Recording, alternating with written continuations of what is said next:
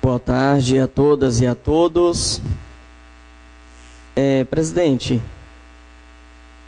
eu fico muito tranquilo para poder fazer esse diálogo aqui com a população, com os vereadores e com as autoridades representadas, pelo fato de que, como alguns oradores citaram do nosso acompanhamento, e agradeço o deferimento e o respeito, eu participo há um bom tempo também dos movimentos, e os movimentos são de extrema importância para poder ajustar e adequar.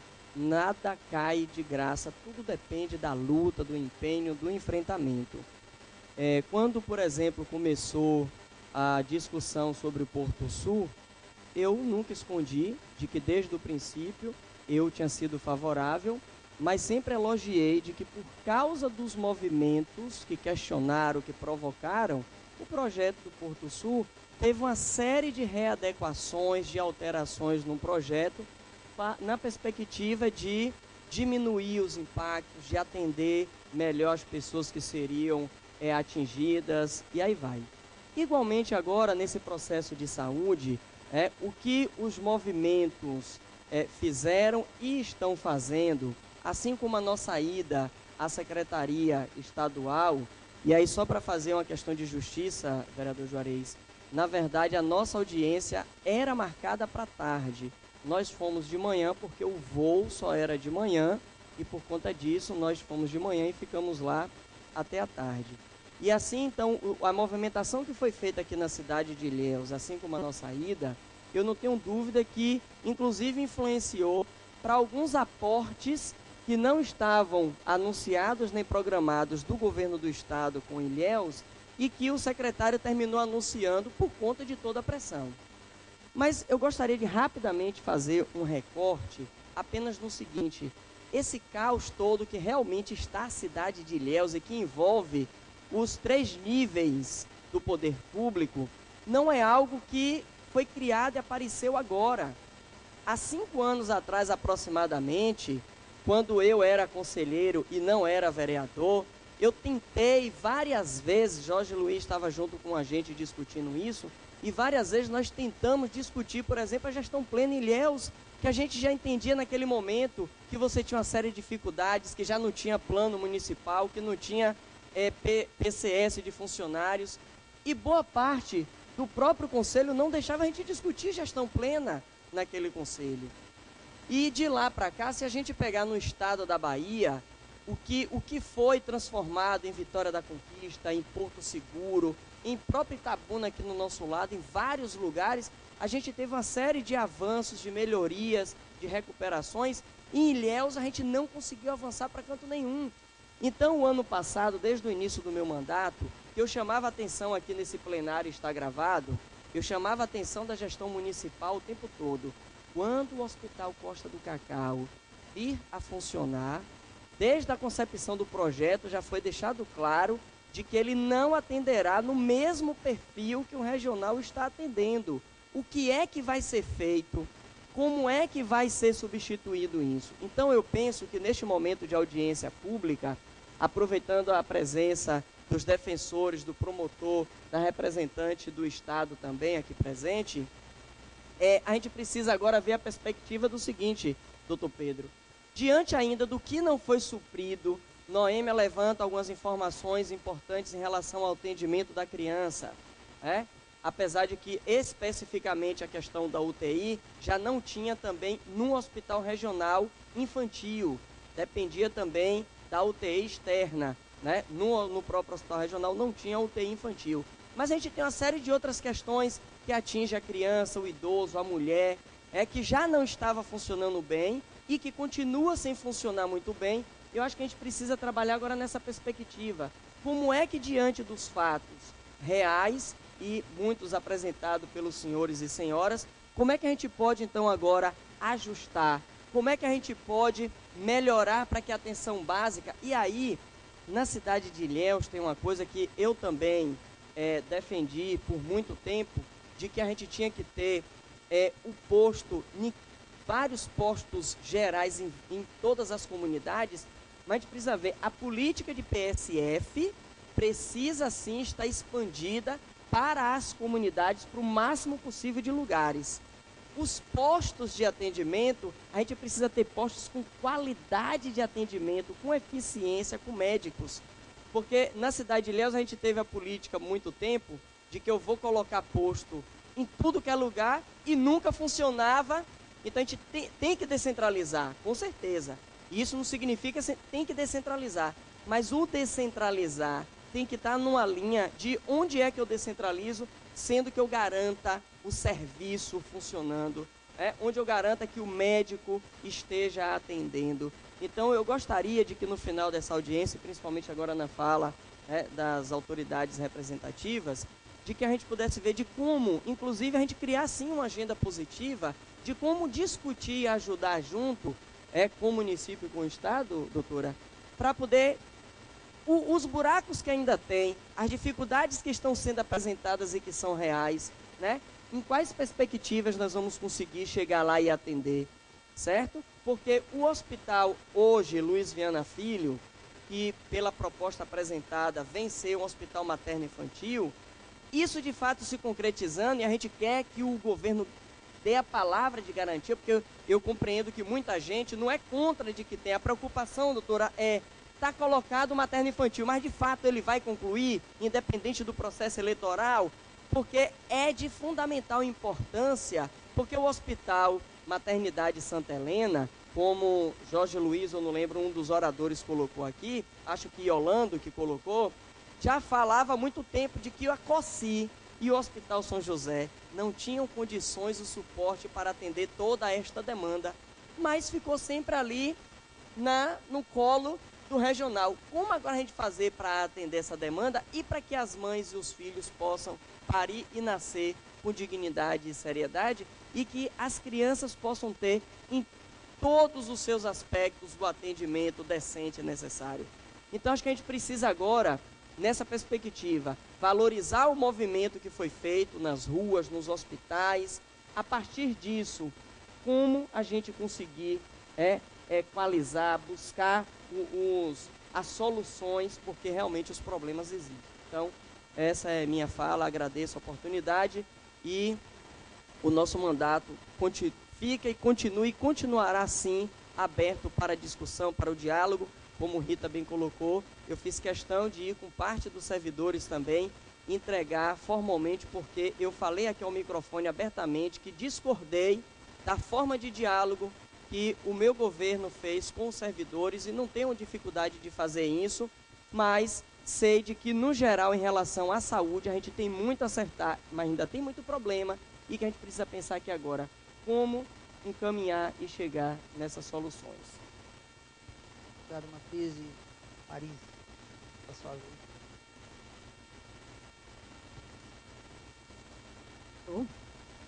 Boa noite a todos, né? Me preparei para dar uma boa tarde, mas já estamos no boa noite a todos.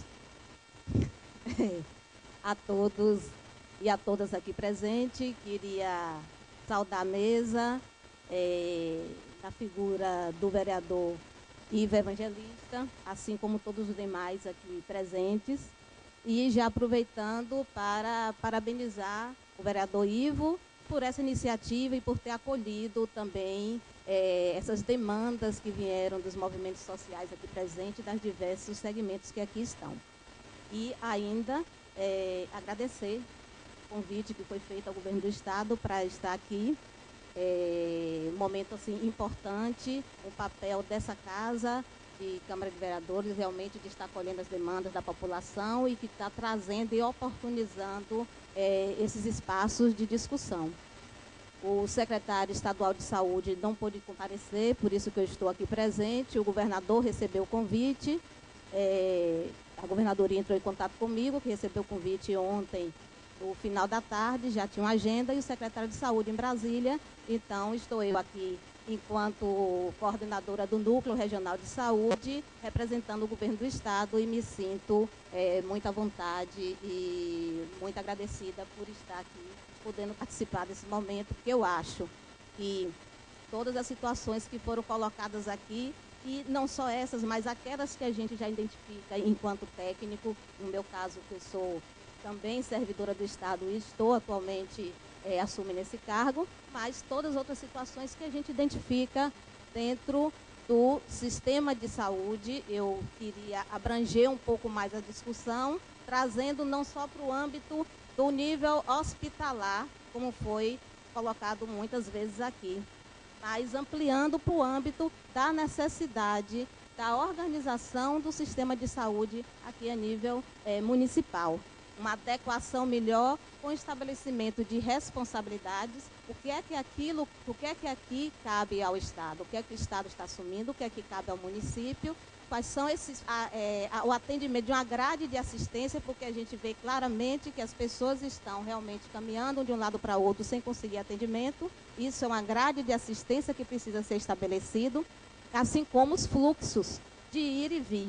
Quando tem a determinada situação ligada à atenção básica, de média complexidade, para onde é que esses pacientes precisam se dirigir, como um todo, independente dos hospitais ou não, mas em todos os níveis. Então, eu percebo essa necessidade. Eu acho que é uma coisa, o vereador Marquise trouxe muito bem, e que a gente deve estar aqui realmente primando, construir e trazer propostas para que a gente possa estar tentando resolver algumas questões. Eu, particularmente, sou muito aberta ao diálogo. O governo do Estado também, eu falando em nome do governador Rui Costa e do secretário de Saúde, está aberto ao diálogo e acolhendo todas as críticas e todas as demandas que aqui chegaram e me colocando já à disposição para que eu possa, naquilo que eu possa estar contribuindo, por estar aqui dentro e trabalhando dentro desse espaço, desse território, e não só aqui, mas o território da região sul como todo, mas a sede do núcleo aqui, para que contribuição eu possa fazer e de que ponte a gente pode ter a nível central da CESAB. Eu queria trazer um pouco aqui do propósito do Estado. O estabelecimento de parcerias com municípios essa política bem clara a nível de saúde, no sentido de fortalecer a saúde regional. Então, isso vem em cima de quê?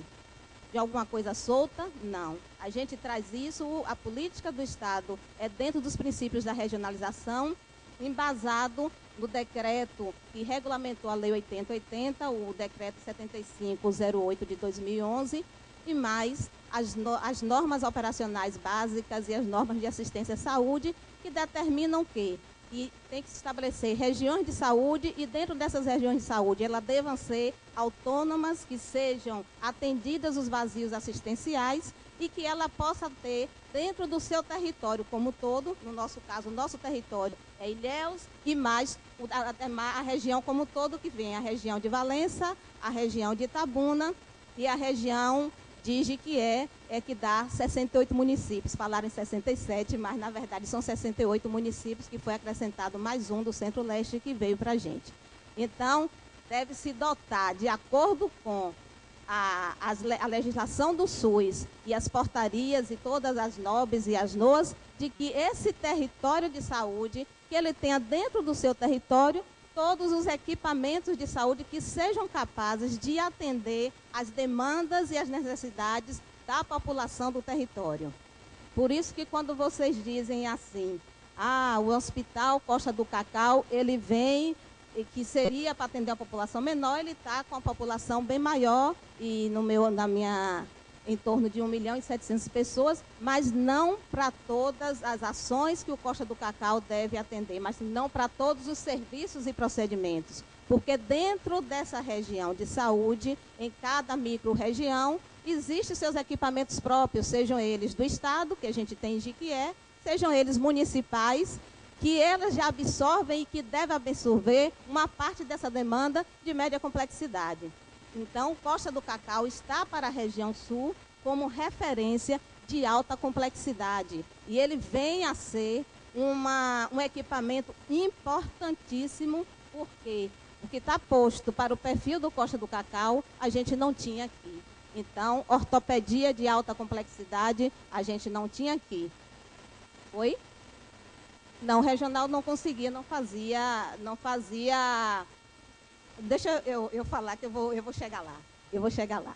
Então algumas de muitas procedimentos e cirurgias que a população deve se deslocar, que ainda hoje parte está se deslocando para Salvador, para um centro maior, a ideia é que com Costa do Cacau absorvendo, nós resolveríamos essas questões aqui mesmo.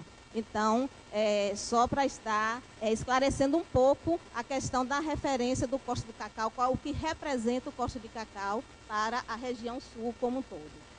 Eu já comecei a falar do Costa do Cacau, vou terminar de falar, depois eu volto para o Luisiana. Eu vou falar isso tudo aqui, gente. Não, eu imaginei isso, mas é só para poder estar trazendo alguma coisa aqui mais. Então, o quê? O Costa do Cacau planejado para 300 leitos. O que a gente viu nesse momento da inauguração foi a primeira etapa, que tem previsto 184 leitos. No momento, hoje, está funcionando 121 leitos. Próxima semana, ainda esse mês de abril, a gente vai ter mais 53 leitos, que é o segundo andar do Costa do Cacau, as enfermarias do segundo andar passam a funcionar. E mais, são 30 leitos de UTI dentro disso aí, tem 20 leitos de UTI funcionando e ainda até o final de abril, mais 10 leitos de UTI. Então, alcança a sua plenitude dessa primeira etapa, que são 184 leitos funcionando. Então, o Costa do Cacau vem para ser porta de entrada hospitalar de urgência, como hospital especializado do tipo 3, centro de trauma tipo 2, serviço hospitalar de referência para atenção com pessoas com sofrimento de transtornos mentais. São 8 leitos para isso. Ainda não está totalmente funcionando. Soube que já teve internamento de paciente com transtorno mental lá, mas não está na sua plenitude, precisa se fazer algumas adequações. A unidade de assistência de alta complexidade em neurocirurgia, unidade de atenção de acidente vascular cerebral, unidade de assistência de alta complexidade cardiovascular e ainda como hospital, que já se falou aqui também, de ensino e pesquisa, no qual a UESC é a universidade que vai estar lá dentro com seus professores, com seus residentes, e que já existe um local para estar alocando e a UESC está se preparando para estar assumindo. Então, de um modo geral,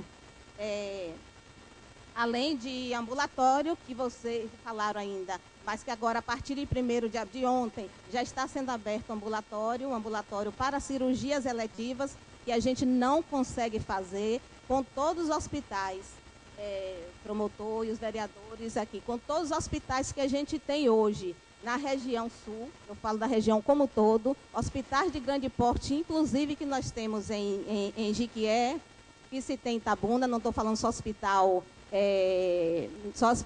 público, mas eu estou falando de hospital que é contratualizado também, e a gente tem a maior dificuldade de fazer cirurgias eletivas. A gente consegue fazer ainda no hospital estadual, que é estadual lá do Prado Valadares, mas em nenhum outro local em que tem um contrato com o hospital, principalmente se ele é privado ou filantrópico, não se consegue ter acesso a cirurgias eletivas. Então, a gente tem essa perspectiva de abertura de ambulatório já agora, no dia 1º, não de todas as especialidades ainda, mas de ambulatório para cirurgia geral e cirurgias ortopédicas, já para que possa fazer cirurgias eletivas lá no Hospital Costa do Cacau.